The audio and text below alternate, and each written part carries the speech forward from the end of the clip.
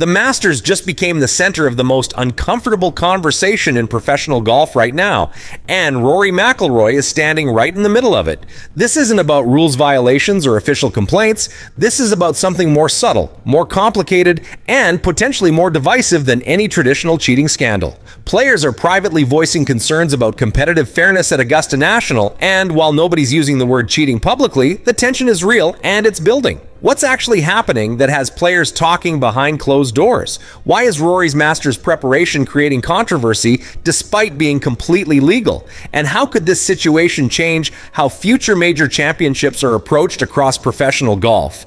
Let's be clear about what's actually happening here, because the reality is more nuanced than any headline suggests.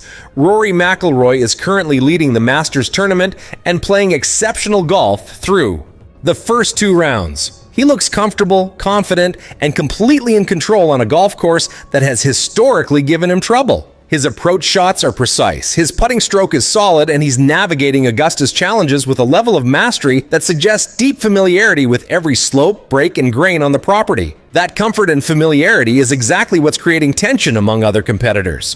According to multiple sources speaking anonymously, several players in the Masters field have raised concerns about Rory's access to Augusta National in the months leading up to the tournament. Specifically, they're pointing to the fact that Rory was invited by members to play private rounds at Augusta multiple times before tournament week, giving him opportunities to study the course under conditions most competitors never experience. Now, here's the crucial point that needs to be emphasized. What Rory did is completely allowed within the rules governing the Masters. Augusta National is a private club, and members can invite guests to play rounds whenever they choose. There's no regulation preventing players from accepting those invitations, and Rory violated absolutely nothing by taking advantage of opportunities offered to him. This is not a cheating scandal in any traditional sense. Nobody's accusing Rory of breaking rules or acting dishonestly. If you want to understand why this is still controversial despite being legal, hit that like button and subscribe, because the dynamics here reveal something important about competitive fairness in golf. The concerned players are expressing centers on competitive advantage rather than rule violations. Augusta National is unlike any other golf course on the planet. The greens are faster and more sloped than standard tour setups. The way balls react on approach shots, how putts breaking, where you can and cannot land balls on certain holes, all of that knowledge is incredibly valuable and difficult to acquire without actually playing the course repeatedly. Most players in the Masters field get their Augusta experience during tournament week through practice rounds and the limited opportunities the club provides. Some players who've competed there for years have built up knowledge through repeated appearances, but that's experience earned through qualifying and competing, which everyone respects as fair. What's different about private member guest rounds is that they provide course knowledge without requiring competitive qualification or equal access. One player, speaking anonymously to golf media, essentially said that the more time you get on that course before the tournament, the bigger your competitive edge becomes. And when you watch Rory's performance through 2 rounds, the comfort level he's showing seems to validate that concern. He's hitting approaches to perfect spots, reading putts with confidence, and generally playing like someone who's seen these exact situations many times before. The frustration among competitors isn't directed at Rory personally, as much as it's about the broader issue of unequal access creating competitive imbalances. Golf prides itself on being a sport where everyone competes on level playing fields, where preparation and skill determine outcomes rather than connections or privileged access. When some players have opportunities to practice at major championship venues that others don't, it challenges that fundamental principle. What makes this situation particularly complicated is that it involves tradition clashing with modern competitive standards. Augusta National has always operated with a level of exclusivity and privacy that's central to its identity. Member guest privileges, private rounds, and the club's autonomous operations separate from PGA Tour control are all part of what makes the Masters unique. Changing those traditions to create more equal access would fundamentally alter the character of the event. But from a competitive perspective, those traditions create advantages that have nothing to do with golf skill. If player A has connections that get him invited for multiple private rounds and player B doesn't, they're not preparing for the same tournament on equal footing. That's the tension players are now voicing. And it's not an easy problem to solve without disrupting traditions that many believe are essential to what makes the Masters special. Reports indicate that some players have discussed bringing these concerns to the PGA Tour, not because the tour has jurisdiction over Augusta National, which it doesn't, but because it could spark broader conversations about preparation standards for major championships.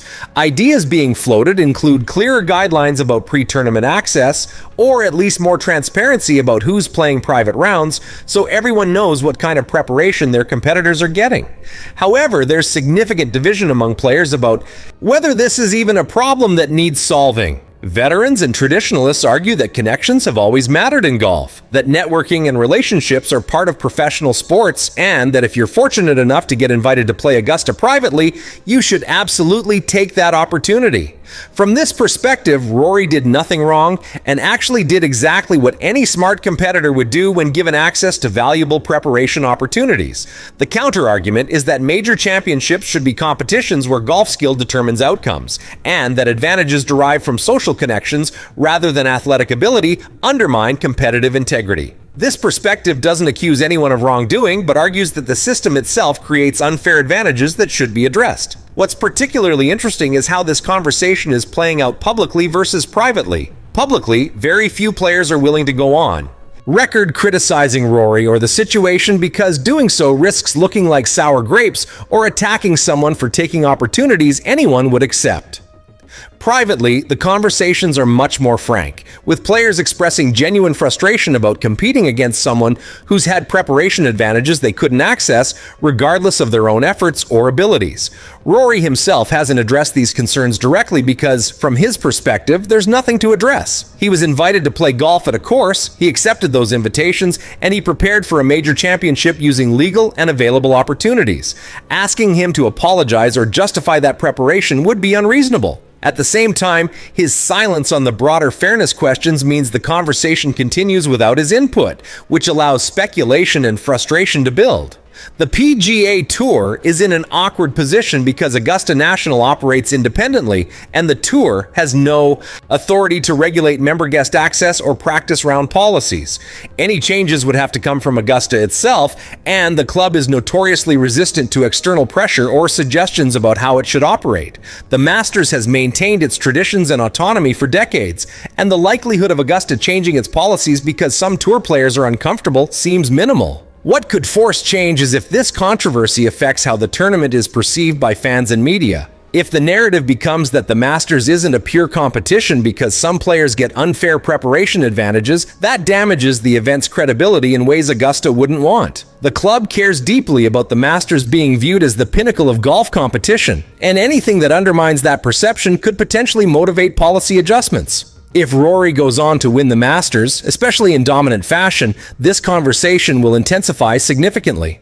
Critics will point to his preparation advantages as a factor in the victory, even if there's no way to prove how much it actually mattered. Rory's supporters will argue that he simply played the best golf and that trying to diminish his victory by pointing to practice rounds is unfair and disrespectful to his talent. The truth likely sits somewhere in the middle. Rory is genuinely playing excellent golf, executing shots and making putts that require tremendous skill regardless of preparation. But it's also reasonable to acknowledge that familiarity with Augusta's unique conditions provides advantages, and that not everyone has equal access to building that familiarity. Both things can be true simultaneously without either being a complete explanation for his performance. What this situation reveals is an ongoing tension in professional golf between tradition and competitive equity. Golf's major championships have always had unique characteristics that set them apart from regular tour events. Those quirks and traditions are part of what makes majors special. But when those traditions create competitive advantages disconnected from golf ability, it raises legitimate questions about whether the sport is living up to its ideals about fair competition. The PGA Tour isn't in chaos, and players aren't outraged in the dramatic sense those words suggest. But there is genuine discomfort and growing conversation about whether the current system for major championship preparation serves the sport's competitive integrity. That conversation is happening quietly now, but depending on how this Masters concludes and whether similar situations arise at future majors, it could become a much louder debate that forces golf's governing bodies and championship organizers to make difficult decisions about tradition versus fairness. For now, Rory McIlroy continues playing exceptional golf at Augusta National, and the tournament will be decided by who plays best over 4 rounds. But the questions his preparation has raised won't disappear when the final putt drops Sunday. This is a conversation that's just beginning, and how professional golf addresses it will say a lot about what the sport values more, preserving traditions or ensuring every competitor prepares on truly equal footing.